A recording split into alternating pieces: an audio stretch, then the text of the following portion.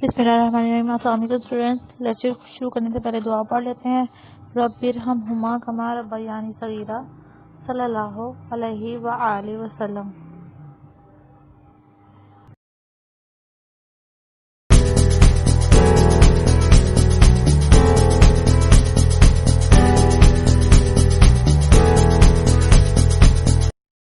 बिस्मिल्लाहिर्रहमानिर्रहीम। अस्सलाम वालेकुम स्टूडेंट्स। आज हमारा टॉपिक है कूलम्स लॉ। तो स्टूडेंट्स, कूलम्स लॉ को शुरू करने से पहले हम आपको बता दें कि हमने अपने प्रीवियस लेक्चर में चार्ज के बारे में पढ़ा था कि चार्ज क्या होता है। स्टूडेंट्स, चार्ज हमारे पास मटेरियल की एक प्रॉपर्टी होती है। अब चार्ज कैसे प्रोड्यूस होता है? चार्ज रबिंग से प्रोड्यूस होता है। जब दो चीज़ों को आपस में रगड़ा जाता है तो चार्ज जो है वो प्रोड्यूस होता है। अब चार्ज यहाँ पर इस चैप्टर में जो हम चार्ज पढ़ रहे हैं वो स्टैटिक चार्ज है। स्टैटिक चार्ज जो है इसमें कोई मूवमेंट नहीं होती। अगर ये एक बॉडी से दूसरी बॉडी में ये कैसे एंटर होता है? इंडक्शन के ज़रिए एंटर होता है। अब इंडक्शन क्या है ये भी हम लास्ट अपने प्रीवियस लेक्चर में पढ़ चुके हैं कि जो इंडक्शन है वो कैसे चार्ज को एक बॉडी से दूसरी बॉडी में ट्रांसफ़र करती है। अब जो हमारे पास टॉपिक आ रहा है उसमें वो कूलम्स लॉ है। कूलम साइंटिस्ट था, उसने एक लॉ को डिस्कवर किया। वो क्या लॉ था कि अगर दो चार्जेस को आपस में आमने सामने रखो, चाहे वो सेम हो या फिर डिफरेंट चार्जेस हों, तो वो उनके दरमियान एक फोर्स जनरेट होती है। वो फोर्स किस पे डिपेंड करती है? वो डिपेंड करती है फोर्स के चार्ज की मिकदार कितनी है और चार्ज के दरमियान फासला कितना है। तो अगर तो चार्ज के दरमियान फासला बढ़ा देंगे तो फोर्स जो है वो कम हो जाएगी, और अगर चार्ज के दरमियान फासला कम कर देंगे फोर्स ज़्यादा हो जाएगी। इसी तरह फोर्स को बढ़ाने की दूसरी जो हमारे पास कंडीशन है वो ये है कि अगर हम चार्ज Q1 और Q2 की मिकदारों को बढ़ा देंगे तब भी हमारे पास फोर्स की वैल्यू ज़्यादा हो जाएगी। तो ऑफिशियली हम इसको कैसे डिफाइन करते हैं? So first of all we take the definition of Coulomb's law. The force of attraction or repulsion between two point charges is directly proportional to the product of the magnitude of charges and inversely proportional to the square of the distance between them.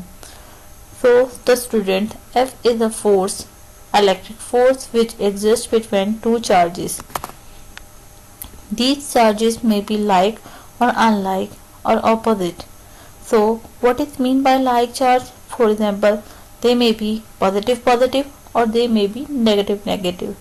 When we talk about the opposite charge, then one charge will be a positive and other charge will be a negative.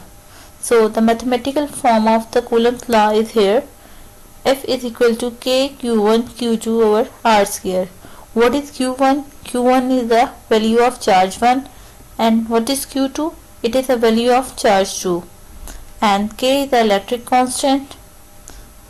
And what is R? R is the distance between two charges. If the distance between two charges is increased, then the force between the charges decrease, or vice versa. The value of K depends upon the medium between two charges, and this Coulomb's law is also called as the inverse square law. तो क्या मतलब student, इसको हम पहले भी बता चुके हैं कि हमारे पास लाइक चार्जेस जो होते हैं रिपेल करते हैं। लाइक चार्जेस कौन कौन से होते हैं? पॉजिटिव पॉजिटिव और नेगेटिव नेगेटिव। ये रिपेल करेंगे। रिपेल करने का क्या मतलब है? एक दूसरे को अपने से दूर करेंगे। और अपोजिट चार्ज एक दूसरे को अट्रैक्ट करेंगे। क्या मतलब है कि वो एक दूसरे के साथ जो है पॉजिटिव और नेगेटिव जो फोर्स जो एग्जिस्ट करेगी इनके दरमियान, वो फोर्स ऑफ अट्रैक्शन कहलाएगी। नेक्स्ट स्लाइड में स्टूडेंट हम देखते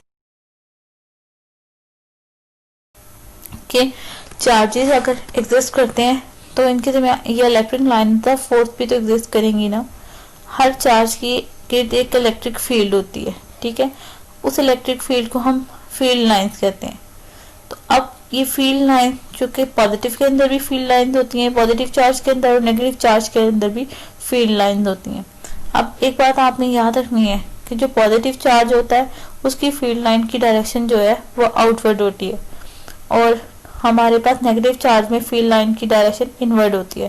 सो आपको डायग्राम में दिखाई दे रहा है कि पॉजिटिव चार्ज अपने इर्द गिर्द इलेक्ट्रिक फील्ड को जनरेट कर रहा है, तो उसमें जो एरो का साइन है वो आउटवर्ड है। इसी तरह नेगेटिव चार्ज भी अपने इर्द गिर्द इलेक्ट्रिक फील्ड जनरेट कर रहा है, लेकिन वहां पे एरो का साइन इनवर्ड है। इससे क्या बात पता चलती है स्टूडेंट कि हमारे पास जब दो अपोजिट चार्ज हो, एक पॉजिटिव और नेगेटिव, तो वो एक दूसरे को अट्रैक्ट करेंगे। जब वो एक दूसरे को अट्रैक्ट करेंगे तो उनके दरमियान भी एक फील्ड एग्जिस्ट करेगी, और वो फील्ड हम एज्यूम करते हैं कि वो फील्ड हमारे पास इलेक्ट्रिक लाइंस की शक्ल में है, ठीक है। और वहां पे जो इलेक्ट्रिक लाइंस की जो डायरेक्शन है वो पॉजिटिव से नेगेटिव की तरफ है, यानी एक इलेक्ट्रिक लाइन पॉजिटिव से निकलती है और नेगेटिव चार्ज में एंटर हो जाती है। तो इसी तरह आप इसको हम कैसे डिफाइन करेंगे? The direction of electric field intensity in an electric field can also be represented by drawing a line. These lines are known as the electric lines of force. These lines were introduced by Michael Faraday. The field lines are imaginary lines around a field charge with an arrowhead indicating the direction of force. Field lines are always directed from positive towards negative charge. The spacing between the field lines show the strength of electric field. अब क्या होता है student, next slide में हम आपको बताते हैं कि फील्ड लाइन कैसे स्ट्रेंथ टू स्ट्रेंथ वेरी करती है। तो नेक्स्ट स्लाइड देखते हैं। यहाँ पे आप देखें आपके पास फील्ड जनरेट हो रही है पॉजिटिव और नेगेटिव के दरमियान, ठीक है ना। और पॉजिटिव का जो चार्ज है वो उसकी आउटवर्ड डायरेक्शन होती है वो, और कहाँ से पॉजिटिव फील्ड लाइन एंटर होती है नेगेटिव में, ठीक है। तो नेगेटिव में जो फील्ड लाइंस होंगी वहाँ इनवर्ड डायरेक्शन है, पॉजिटिव की फील्ड लाइन की डायरेक्शन आउटवर्ड होती है। तो ये बात आपने याद रखनी है, जहाँ फील्ड लाइन एक दूसरे के बहुत करीब होती है वहाँ इलेक्ट्रिक फील्ड की मिकदार ज्यादा होती है, और जबकि फील्ड लाइन जहाँ एक दूसरे से दूर होती है वहाँ पे फील्ड लाइन जो है हमारे पास कमजोर होती जाती है। अब दो सेम चार्जेस हैं, उनके दरमियान आप देखें रिपल्शन होती है और दरमियान में जो इलेक्ट्रिक फील्ड है जीरो होती है, जबकि दो अपोजिट चार्जेस के दरमियान जो है वो स्ट्रॉन्ग इलेक्ट्रिक फील्ड होती है। में देखते हैं स्टूडेंट, ये आपको देखें फील्ड जनरेट होती हुई दिखाई दे रही है। बिल्कुल इसी तरह नेगेटिव और पॉजिटिव, जहाँ लाइनें क्लोज हैं फील्ड की मिकदार ज्यादा है, जहाँ लाइनें दूर होती हैं फील्ड की मिकदार कम हो जाती है। तो देखते हैं स्टूडेंट हमारे पास इलेक्ट्रिक फील्ड इंटेंसिटी क्या कहलाती है। The strength of an electric field at any point in a space is known as the electric field intensity. तो स्टूडेंट हमारे पास क्या होता है कि फोर्स, इस इलेक्ट्रिक फील्ड इंटेंसिटी को हम फोर्स पर यूनिट चार्ज भी कहते हैं। अब हम कूलम्स लॉ में पढ़ चुके हैं कि हमारे पास फोर्स जो है उसकी वैल्यू के Q1 Q2 over are square होती है। Q1 को हमने यहाँ स्मॉल क्यू और Q2 को कैपिटल क्यू से रिप्रेजेंट किया है, आर को हमने डी स्क्वायर से रिप्रेजेंट किया है। कैंसिलेशन होने के बाद हमारे पास ये फाइनल इक्वेशन आ जाती है के क्यू ओवर डी स्क्वायर, और यही जो है इलेक्ट्रिक फील्ड इंटेंसिटी की वैल्यू है। मैथमेटिकली हम इसे फाइंड आउट कर सकते हैं इस फार्मूले से, और इसकी जो यूनिट है वो न्यूटन पर कूलम है। और आपको दिखाई दे रही है ना कि force per unit charge is called as a electric field intensity. तो ये देखिए स्टूडेंट, अब आपको मजीद इंशाल्लाह ताला नेक्स्ट लेक्चर में हम वीडियोस प्रोवाइड करेंगे। तब तक के लिए अल्लाह हाफिज। तो ये